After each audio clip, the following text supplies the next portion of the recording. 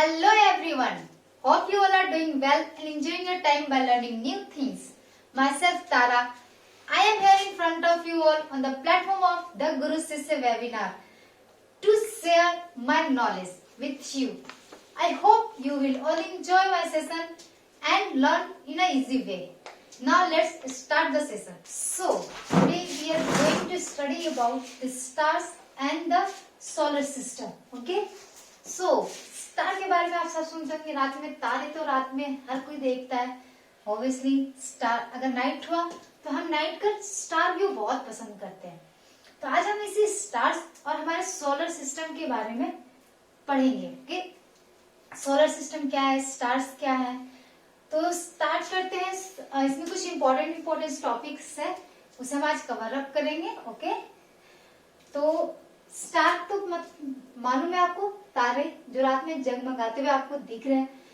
Obviously आजकल के technical time में हम क्या करते हैं, उतना क्लियरली अर्बन एरिया में स्टार्स को क्लियरली व्यू नहीं कर पाते. अगर आप हॉलीडेज में घर जाते होंगे तो आप जरूर ये नोटिस करते हैं कि नाइट के टाइम पर घर यानी गांव में अगर जाते हो तो हमेशा आप देखोगे कि वहाँ लोग मैक्सिमम छत पर सोते हैं. तो आप रात को हमेशा देखते होंगे कि छत के जो स्टार्स है बहुत ही ब्राइट है, क्योंकि वहाँ स्काई बहुत ही क्लियर है, पॉल्यूशन कम है. तो आप बोलते हो ना, हाँ कितने सारे स्टार्स है. वही व्यू आपको अपने टाउन में यानी अर्बन एरिया में बहुत ही कम देखने को मिलती है कि नहीं, क्योंकि यहाँ पॉल्यूशन ज्यादा है. सोलर सिस्टम क्या है, ऑब्वियसली ये स्टार्स, ये मून्स, हर चीज जो है हमारे कहाँ है, सोलर सिस्टम में ही है. तब देखते हैं हमारे सोलर सिस्टम में क्या क्या है. पहला है सेलेस्टियल बॉडी. ओके, पहला क्या है हमारा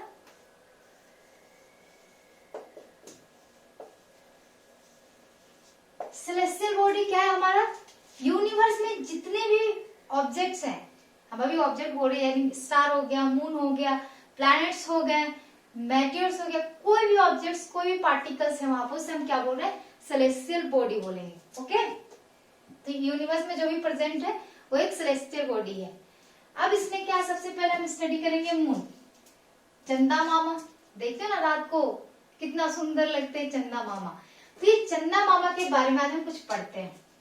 पहला हम सेलेस्टियल बॉडी, सन है, मून है. ओके, तो सन के बारे में तो सब जानते हो आप लोग. सन क्या है, एक ल्यूमिनस बॉडी है, मतलब वो खुद ही लाइट इमिट करता है. पहले बात करते हैं हम सन की. सन क्या कर रहा है, हमें लाइट इमिट कर रहा है. सन देखते हो ना दिन में आप, ऑब्वियसली सनराइज होता है तभी तो दिन होता है, सनसेट होता है तो फिर रात आती है.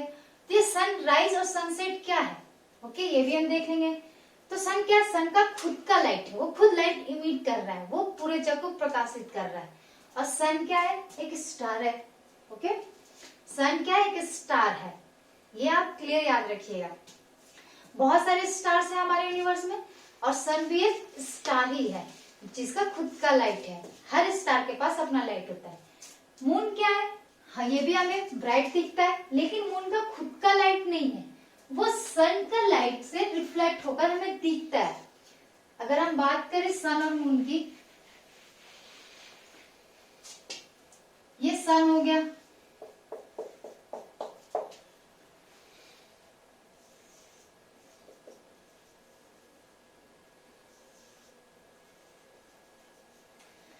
अर्थ और मून.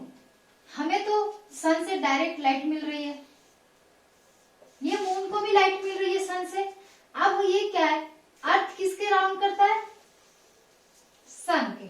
इतना तो आपको मालूम है, अगर नहीं मालूम है तो बता दूं. सन रोटेशन किसका करता है, सॉरी, अर्थ रोटेशन किसका कर रहा है, सन का. और मून किसका रोटेशन कर रहा है, अर्थ का.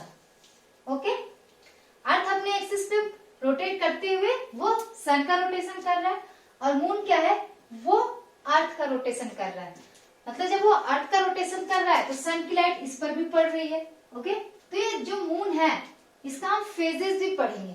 मून के फेजेस में क्या देखेंगे कि जब मून जब रोटेट कर रहा है हमारे अर्थ के इर्द गिर्द, तो उसके फेजेस कैसे चेंज होते हैं. मतलब आप देखते हो कभी आपको पूरा मून दिखता है, कभी आपको हाफ मून दिखता है. तो ये क्यों दिखता है, इसका रीजन, अगर सन का जब लाइट पूरी तरह सन का लाइट कहाँ पड़ रहा है हमें, मून पर, ये यहाँ भी रोटेट कर रहा है, यहाँ भी कर रहा है, ऐसे मून रोटेट करेगा। ओके, तब क्या है, जब यहाँ सन की लाइट पड़ रही है, ऑब्वियसली बात है लाइट पूरी डे में पड़ रही है हमारी, अगर हम सनराइज हो रही है तो लाइट इस प्रकाश में हमें मून दिखेगा नहीं, वो दिन में भी मून प्रेजेंट है हमारे सामने, लेकिन सन की लाइट इतनी है कि हमें मून विजिबल नहीं होता। तो नाइट में यहाँ मून क्या है, अभी मून रोटेट करके यहाँ गया हुआ है, हमारे अर्थ की इस साइड में मून नहीं है, तो हमें यहाँ जो पर्सन अर्थ पे इस साइड है उसे मून दिखेगा नहीं, तो यहाँ पर हम क्या बोलते हैं, न्यू मून। ओके, जब ये मून रोटेट करते करते ऑब्वियसली न्यू मून के बाद आपको थोड़ा सा दिखेगा, फिर नेक्स्ट डे थोड़ा दिखेगा, फिर थोड़ा दिखेगा, और ये फुल मून में आता है। यानी एक दिन ऐसा होगा जिस दिन आपको पूरा का पूरा चंद्रमा दिखेगा। ओके, और ये फेज 15 डेज का चलता है। अगर आप नोटिस करोगे, आप ऑब्वियसली आप ये एक्टिविटी कर सकते हैं, आप एक मंथ में आप नोटिस करना कि आपको मून कब और कैसे दिख रहा है। तो आप क्या देखोगे, ये फेज पूरा कंप्लीट होने में 30 डेज लगते हैं, और इस 30 डेज में 2 फुल मून होता है। एक फेज 15 डेज का चल रहा है जिसमें वो न्यू मून से फुल मून में कन्वर्ट हो रहा है, मतलब जब ये राउंड कर रहा है, अगेन ये फुल मून के बाद क्या होगा, किसकी सन की लाइट कम पड़ेगी, तो फिर से ये कम, फिर कम, फिर कम और कम होते होते एक दिन फिर हमें ये चंद्रमा नहीं दिखता है। फिर दूसरे जिस दिन हमें मून नहीं विजिबल हो रहा है तो वो क्या है, न्यू मून, और जिस दिन हमें मून फुल सर्कल में मिल रहा है, यानी फुल मून मिल रहा है, उसे हम बोलते हैं फुल मून। तो ये फुल फेज है मून का। ओके, अब क्या है, मून यानी चंद्रमा का सरफेस। चंद्रमा का सरफेस कैसा है, ऑब्वियसली अर्थ का सरफेस तो आप सब जानते हो, अर्थ क्या है, 70% वाटर, 30% लैंड। जो लैंड हमारे पास प्रोवाइडेड है हम उस पर रह रहे हैं। आप रिवर्स देख रहे हो, माउंटेन्स देख रहे हो, प्लांट्स देख रहे हो, एनिमल्स देख रहे हो, हर चीज जानते हो अर्थ के बारे में, मतलब जो विजिबल है, हर चीज तो हम अभी भी नहीं जानते। ओके, अब मून के बारे में क्या हम जानते हैं, हमने कभी देखा भी नहीं, हम जो पढ़ते हैं, जो साइंटिस्ट खोजते हैं हम वही पढ़ते हैं। ओके, तो हमारे साइंटिस्ट ने क्या क्या सर्च किया मून पे। मून कैसा है, पहले ऑब्वियसली स्फेरिकल शेप का ही होगा। अब इसका सरफेस कैसा है, बहुत ही उबड़ खाबड़, यानी वहां पर क्रेटर्स बहुत ज्यादा है। क्या है, क्रेटर। अब हम इसे क्रेटर क्यों कह रहे हैं, ये क्रेटर है क्या, ये जो मून होगा ना, बहुत बड़े बड़े गड्ढे हैं, यानी जो मून हमें बहुत ही गोल सा, सुंदर सा, व्हाइट सा दिखता है ना, एक्चुअल में आप क्लोजली उसे देखोगे ना तो उतना सुंदर और उतना व्हाइट नहीं है। ओके, उसका भी सॉइली सरफेस है, बहुत गड्ढे हैं, गहराई में गड्ढे हैं, और बहुत सारे हाई माउंटेन्स और स्टेप्स भी हैं, यानी ऊंचे ऊंचे, माउंट एवरेस्ट से भी ऊंचे ऊंचे पर्वत जैसे, यानी बहुत ही अप एंड डाउन है मून के सरफेस पे। ओके, और ऑब्वियसली वहां कोई एटमोस्फेयर तो है नहीं हमारे अर्थ की तरफ। ओके, तो ये है हमारा मून का सरफेस। अब मून के बाद आते हैं हम, और क्या दिख रहा है हमें स्काई में, अपने नाइट के ऑब्जर्वेशन में स्टार्स। अगर रात को ऑब्जर्व करोगे या दिन में भी ऑब्जर्व करोगे तो अब स्टार्स दिख रहे हैं, सन इज ऑल्सो स्टार। ओके, तब हम स्टार के बारे में देखते हैं। स्टार का अपना लाइट है, वो मून की तरह किसी और का लाइट लेकर इमिट नहीं करता, यानी उसका खुद का लाइट है, वो सोर्स ऑफ लाइट खुद है। तो हमारा सबसे लार्जेस्ट स्टार क्या है, सन, सॉरी सबसे नियरेस्ट स्टार हमारा सन। सन से भी बहुत बड़े बड़े स्टार्स हैं जो कि हमें क्या क्या हम अपनी खुली आंखों से देख नहीं पाते। एक्चुअल होता क्या है, उससे बड़े स्टार हम देखते हैं लेकिन हमें छोटे छोटे दिखते हैं। क्यों, क्योंकि वो हमसे बहुत दूर है। अब कितने दूर है कैसे पता चलेगा, तो इसके लिए हम यूज करते हैं एक लाइट ईयर। हम एक टर्म यूज करते हैं light year. Okay, light year क्या है, अब जो अमाउंट ऑफ लाइट है जो एक साल में, जो लाइट एक साल में हम तक पहुंच रही है उसे हम लाइट ईयर कहते हैं। कि 1 ईयर में लाइट हमारे तक पहुंची है, कितने डिस्टेंस ट्रैवल किए, उससे हम लाइट ईयर कहते हैं। Light year, obviously light 1 year में ट्रैवल जो कर रही है। इसके बाद हमारे पास क्या है, पोल स्टार। पोल स्टार के बारे में सुना ही होगा आपने। सबने सुना होगा, दादा दादी से, मम्मी पापा से। रात को आपको व्यू दिखा रहे, वो देखो वो है ध्रुव तारा, कहते हैं ना, वो है पोल स्टार, और उसे डायरेक्शन स्टार भी कहते हैं। बहुत लोग कहते हैं क्योंकि पहले जमाने में जब घड़ियां नहीं थी तो लोग स्टार को ही देख के मूव करते थे रात में। दिन में तो हमें पता चल जाता था, लेकिन रात में हमें कैसे पता चलेगा? तो क्या होता है, स्टार का डायरेक्शन देख के कहाँ सिचुएशन है और वो उसके अकॉर्डिंग मूव करते थे, क्योंकि मैप भी नहीं था, इतने एडवांस नहीं था। तब पोल स्टार कहाँ है भाई? अर्थ के एक्सिस के हम हमेशा ऑब्जर्व करेंगे पोल स्टार, इसलिए ये अर्थ के एक्सिस के डायरेक्शन में, इसलिए हमें पोल स्टार ज्यादा मूव करता हुआ नहीं दिखता। अगर आप नाइट में ऑब्जर्व करोगे स्टार्स को तो आप देखोगे एक स्टार, जैसे सन क्या है, ईस्ट में राइज हुआ, धीरे धीरे आफ्टरनून में हमारे सर के ऊपर आता है, फिर वो धीरे धीरे क्या है, वेस्ट में सनसेट हो जाता है। वो क्यों होता है? ऑब्वियसली आपको पता ही नहीं होगा, क्योंकि वो सन का, ये सन है, ये अर्थ का रोटेशन ऑर्बिट है, सन अपने एक्सिस पे खुद रोटेट करता है, तो वो ईस्ट टू वेस्ट, इस कारण सन तो ऑब्वियसली एक जगह सिचुएटेड है, रोटेट क्या कर रहा है हमारा अर्थ, तो वो मूव करता है ना, तो ऐसे ही हमें सनराइज और सनसेट मिलते हैं। साथ साथ वो अपने एक्सिस पर भी घूम रहा है, उसका एक्सिस क्या हुआ, अगर ऐसे घूम रहा है तो उसका एक्सिस टिल्टेड है वो, तो इस तरह पोल स्टार इस कारण हमें कभी भी ज्यादा वो मूव करता हुआ नहीं दिखता है। और ये ब्राइटेस्ट स्टार भी आप बोल सकते हो, मैक्सिमम ब्राइटेस्ट यही हमें दिखता है। इसके अलावा क्या है, कंस्टेलेशन। ये क्या होते हैं? कंस्टेलेशन ये क्या है, group of star which form images. कह सकते हैं कि एक इमेज फॉर्म करता है, इमेजिनरी नॉट एक्चुअल। हम कह सकते हैं कि हाँ वो स्टार इस शेप का लग रहा है, यानी कलेक्शन ऑफ स्टार है जो कोई एक शेप क्रिएट कर रहा है हमारे लिए। ओके, एक्चुअल में वो शेप नहीं है, वो वहां पर सिचुएटेड है, हमें लग रहा है कि ऐसा है, तो ग्रुप ऑफ स्टार है विच फॉर्म इमेजेस। तो ये क्या हो गया, कॉन्स्टेलेशन। तब इसमें सबसे पहला हम मोस्ट आपने कॉमनली सुना होगा सप्तऋषि के बारे में, इसे हम बोलते हैं उर्सा मेजर। ओके, या फिर बिग डीपर भी बोलते हैं, और भी नाम है इनके, ठीक है। तो उर्सा मेजर के बारे में हम देखते हैं। उर्सा मेजर यानी सप्तऋषि, ऑब्वियसली आप नाम से ही देख रहे हो, सप्तऋषि यानी सात, यानी 7 स्टार्स में मेजरली है। ओके, तो 7 स्टार किस फॉर्म में होंगे, और इसे बिग डीपर भी बोल रहे हैं, यानी आप कॉमनली देखोगे तो 4 स्टार एक साथ होते हैं, ओके, और 3 स्टार फिर एक साथ, यानी आप इसे अगर फॉर्म करोगे तो एक ऐसे टाइम में डिपर यूज होता था वाटर ड्रिंक करने के लिए, वो उस शेप का लगेगा, या फिर आज के बोल सकते हैं कि स्पून के शेप का हो। अगर इन चारों को हम कनेक्ट करें, हमें ऐसा मिलेगा स्पून टाइप से, जो डिप करके हम कुछ ले सकते हैं।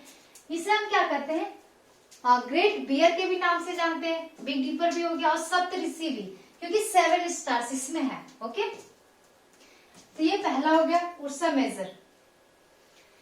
एंड उसके बाद क्या हमारा ओरियन, ये क्या है, इसे हंटर भी हम बोलते हैं। इसका एक्चुअल शेप क्या होता है, एक हेड हो गया, 2 आर्म हो गए, बेल्ट हो गया, फिर यहाँ 2 स्टार पैर हो गए। इसमें मोस्टली 7 to 8 स्टार्स होते हैं। ओके, कभी 7 विजिबल होंगे, कभी 8 विजिबल होंगे। अगर हम इसे कनेक्ट कर रहे हैं तो क्या देंगे, पहले एक हंटर का बेल्ट, सर, हाथ, ओके, फिर ऐसे, ये कुछ इस शेप का दिखेगा हमें।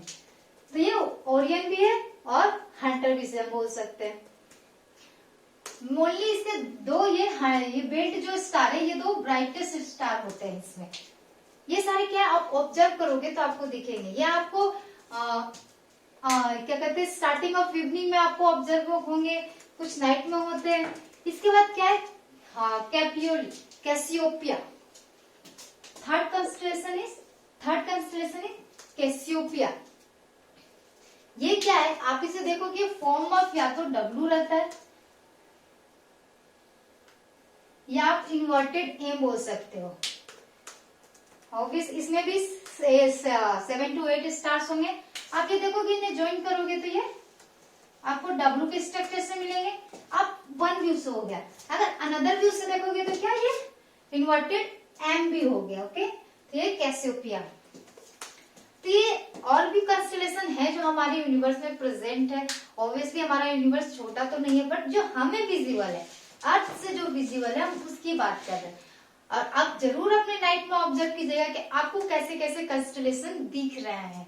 ओके, इनके साथ और भी साइड में स्टार्स होते हैं जो एक इमेज फॉर्म करते हैं। यहाँ someone is sitting like a queen and Saptarishi में ग्रेट बियर दिखता है। जो सराउंडिंग स्टार्स है वो भी इमेज क्रिएट कर रहे हैं। ओके, एंड हंटर में एक ओरिजिनल हंटर है।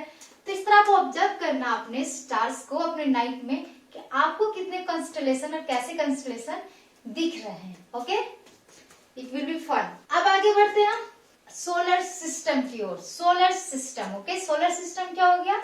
Obviously sun and the planet. Solar system,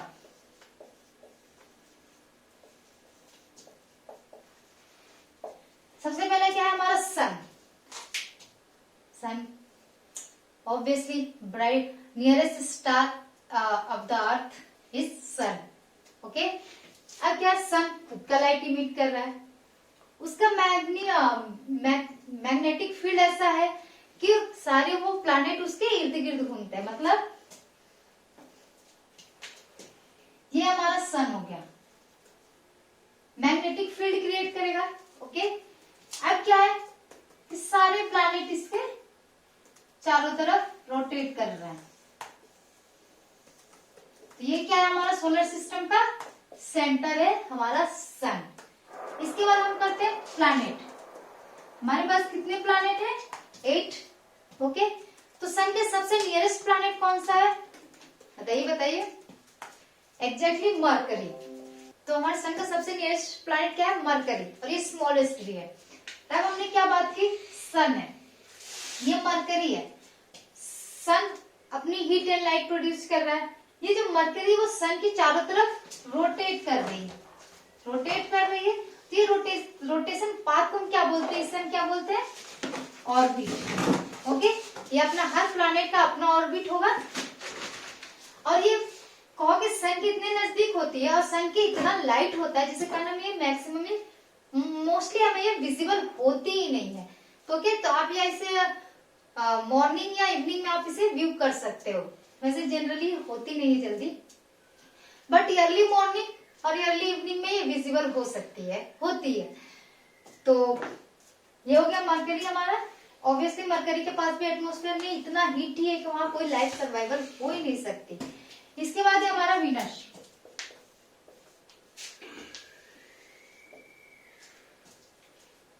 okay, Venus हमारा सबसे हॉटेस्ट प्लैनेट होता है, सेकंड पोजीशन पे होता है हमारे सन के बाद।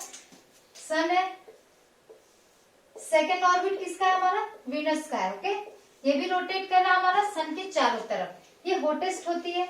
ऑब्वियसली ये रोटेट करती है from west to east. So Venus is the brightest planet and it mostly appear in the morning और in the evening time. Okay, इसलिए हम इसे मॉर्निंग और इवनिंग स्टार भी बोलते हैं, लेकिन ये स्टार नहीं है, ये आप क्लियरली हमेशा ध्यान में रखना।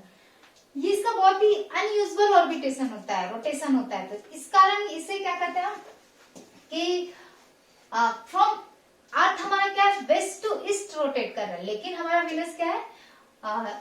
ईस्ट टू वेस्ट रोटेट करता है। ओके, तो ये हमारा वीनस हो गया। इसके बाद हमारा क्या है?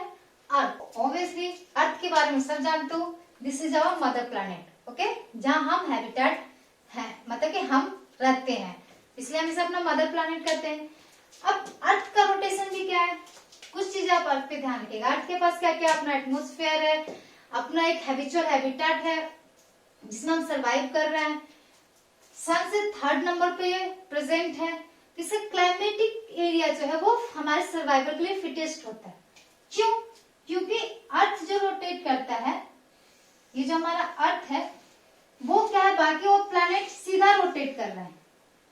अगर हम कहें कि एक गेंद है आपके हाथ में, एक गेंद को सीधा घुमाओ, लेकिन लट्टू, अगर लट्टू को आप ध्यान दोगे, घुमाओगे तो क्या होता है? हल्का सा टिल्ट करके घूमता है। तो सेम हमारा भी अर्थ क्या होता है? वो टिल्ट करके रोटेट करता है, हल्का सा बेंड होके अराउंड 28 to 30 डिग्री पर। ओके, अब आपके बुक में दिया हुआ है जिसके कारण इसका क्लाइमेटिक चेंज होता है। क्लाइमेटिक चेंज ये चेंज ही हमें हमारा एटमॉस्फेयर प्रोवाइड कराता है अर्थ पर फॉर द सर्वाइवल। तो ये हमें एटमॉस्फेयर प्रोवाइड हो रहा है। अनदर थिंग इज हमारे पास ओजोन लेयर है। अगर ओजोन लेयर नहीं होगा, मान लीजिए सारे कंडीशन है लेकिन ओजोन लेयर नहीं है हमारे पास, तो भी हम सरवाइव नहीं कर सकते, क्योंकि ये ओजोन लेयर ही है जो हमें सन के यूवी रेज से प्रोटेक्शन दे रहा है। हर प्लैनेट में अवेलेबल नहीं है, यानी जो यूवी रेज है बहुत ही हार्मफुल होते हैं। ऑब्वियसली वो कहीं भी सोचिए हमारे प्लैनेट के अलावा किसी भी प्लैनेट पे सरवाइव कोई नहीं कर पा रहा है, कर नहीं पाते, यानी कोई लाइफ नहीं है वहां पर। हम तो खोज डे बाय डे करें लेकिन अभी तक किसी भी प्लैनेट पे हमें लाइफ नहीं मिली। इसका रीजन क्या है? एटमॉस्फेयर नहीं है, क्लाइमेट नहीं है, एंड मोस्ट इंपॉर्टेंट वहां ओजोन लेयर नहीं है। ओजोन लेयर नहीं है यानी वहां प्रोटेक्शन नहीं है।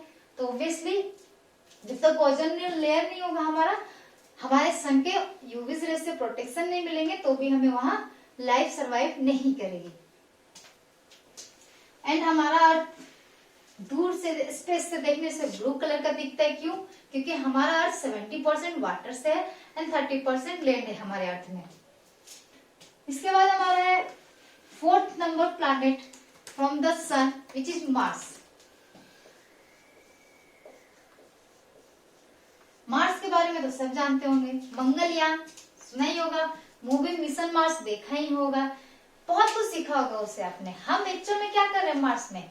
एक लाइफ को सरवाइव करने के फैक्टर खोज रहे हैं, तभी तो हम मंगलयान को वहां पर भेज दे के हाँ कोई फैक्टर है कि नहीं सरवाइव करने के लिए, वो देखने के लिए। क्यों? क्योंकि जो कुछ चीजें आप कहो कि मार्स पर अर्थ से मिलती है, सबसे पहले क्या हमें मार्स रेड दिखता है, रेड इन कलर। ओके, क्यों? क्योंकि उसके सरफेस पे आयरन है, आयरन है यानी ये ऑक्सीजन प्रेजेंट है। क्योंकि आयरन ऑक्सीजन से मिक्स होकर रस्ट बनाता है, तभी इसका कलर हमें क्या दिखता है? रेड। यानी कुछ चांसेस है कि यहाँ लाइफ सरवाइव कर सकती है, या फिर इमेजिनेशन साइंटिस्ट की कहने का कि पहले लाइफ थी अब खत्म हो गई है, या फिर हम फिर से कर सकते हैं। जो भी हो, साइंटिस्ट अपनी खोज में लगे हैं, हमें अभी दिन ब दिन पढ़ना है, सीखना है, ताकि हम भी कुछ आगे चल के बड़ा करें। तो सबसे पहले लेकिन बेसिक जानना जरूरी होता है। तो ये क्या हमारा मार्स है ऑब्वियसली, तो ये हमें रेड दिखता है from after earth, Mars is present. और आगे हम बढ़ते हैं। इसके बाद मार्स के बाद क्या है हमारा? Jupiter. Largest planet Jupiter. Okay, ये इतना बड़ा है। अगर हम कहें कि जुपिटर में कितने अर्थ समा सकते हैं, तो भाई 1300 अर्थ हम जुपिटर में समा सकते हैं, यानी वो इतना बड़ा है।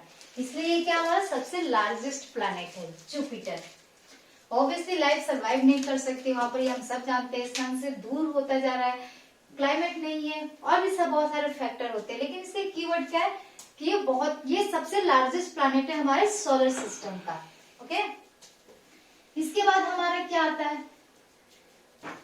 सैटर्न। इसकी फीचर क्या है? सैटर्न की क्वालिटी क्या है कि आप देखोगे जो प्लैनेट है ना, चारों साइड एक रिंग शेप की आपको स्ट्रक्चर शो करता है। यानी आप फर्दर स्टडी करेंगे कि रिंग शेप है क्या, लेकिन ये आप प्लैनेट देखोगे इसके चारों तरफ एक रिंग फॉर्मेशन है। ये इसकी क्वालिटी है, ये इसकी यूनिकनेस इसे प्रोवाइड करती है। इसके बाद हमारा क्या है? यूरेनस और नेपच्यून। ऑब्वियसली यूरेनस ये भी एक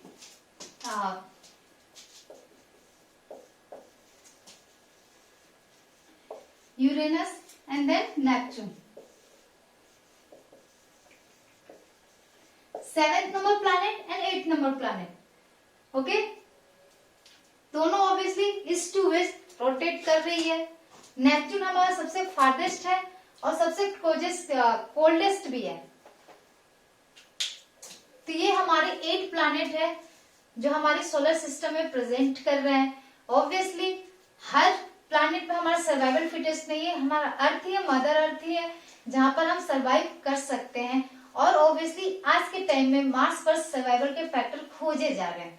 ओके, इन सब के अलावा भी हमारे सोलर सिस्टम में और भी कुछ लोग या कहीं हमारे दोस्त प्रेजेंट हैं। ऑब्वियसली अगर अर्थ है, ये सारे दोस्त आपने देखा, मरकरी, मार्स, जुपिटर, इन सब के अलावा भी इनके फ्रेंड्स हैं, जिसे हम क्या बोल सकते हैं। पहला क्या है, सैटेलाइट। सैटेलाइट क्या है, सन है, सन का ऑर्बिट रोटेशन कौन कर रहा है, प्लैनेट्स। अब जो प्लैनेट का रोटेशन कर रहा है, ये सन हो गया, प्लैनेट हो गया। अब इस प्लैनेट को जो रोटेट कर रहा है वो क्या हो गया, हमारा सैटेलाइट। अब इस सैटेलाइट से हमारा दो तरह का सैटेलाइट होगा, एक आर्टिफिशियल और एक नेचुरल, क्योंकि हमने डेफिनेशन क्या किया, the celestial body which rotates around the planet. Okay, moon क्या हो गया, हमारा नेचुरल सैटेलाइट ऑफ अर्थ। इसी तरह और भी प्लैनेट के हमारे नेचुरल सैटेलाइट्स हैं। सैटर्न के तो बहुत सारे सैटेलाइट्स हैं, यूरेनस के हैं, तो उसी तरह किसी के नहीं भी है, मरकरी के नहीं है, तो उसी तरह क्या है, नेचुरल सैटेलाइट हो गया। अब आर्टिफिशियल सैटेलाइट क्या होगी, ऑब्वियसली किसके पास प्रेजेंट होगी, हमारे अर्थ के पास, मतलब जिसे हमने बनाया, क्योंकि सेम वर्क वो भी कर रहा है, वो हमारे प्लैनेट के रोटेट कर रहा है चारों तरफ, क्योंकि हम उससे क्या होगी, अपने प्लैनेट के बारे में ज्यादा से ज्यादा जान सके। क्योंकि हम एक जगह प्रेजेंट हैं, हम प्लैनेट के दूसरे साइड क्या हो रहा है ये नहीं जान सकते, या फिर हमारे जो प्लैनेट अर्थ है उसके दूसरे साइड जो है वो हमारा हाल नहीं जान सकते। हम यहाँ हैं, आप यहाँ तक देख सकते हो, लेकिन सैटेलाइट क्या कर रहा है, ऊपर से हमें सबको देख रहा है, कहाँ क्लाइमेटिक चेंज हो रही है, कहाँ डेंजर है, कहाँ कौन सी सिचुएशन है, हम सब देख रहे हैं। और ऑब्वियसली आजकल की टेक्नोलॉजी इतनी हाई हो गई है कि हम अपने सैटेलाइट से किसी पर्सन को भी रिकॉग्नाइज कर सकते हैं। तो ये है हमारा आर्टिफिशियल सैटेलाइट की क्वालिटी। और बहुत कुछ है, आप जो भी देखते हो उसी के कारण देखते हो, टीवी चला रहे हो, स्मार्टफोन चला रहे हो, कहीं ना कहीं आर्टिफिशियल सैटेलाइट का रोल है ही है उसमें। ये तो सैटेलाइट हो गया। इसके अलावा क्या है, एस्टेरॉइड्स। सो एस्टेरॉइड क्या है, ये भी हमारा एक सेलेस्टियल बॉडी ही है। ये क्या करता है कि like another planet, these are also revolving around the sun. Okay, तो ये क्या है कि हमारे मार्स और जुपिटर के बीच में एक बहुत ही बड़ा गैप है, तो एस्टेरॉइड्स हमारा इसी के बीच में वो सन के चारों तरफ चक्कर लगा रहा होता है। ओके, तो ये हमारा एस्टेरॉइड है। इसके बाद है हमारा comets. Comets are also part of our solar system. This are highly elliptical revolving object, and ये जब भी मूव करता है क्या होता है कि लाइट की फॉर्म में करता है। जब ये कॉमेट एक मूव कर रहा है इस फॉर्म में कर रहा है, यानी इसका जो टेल होता है वो अवे फ्रॉम द सन होता है। ये क्या होता है, बहुत ही after a long period of time हमें दिखता है।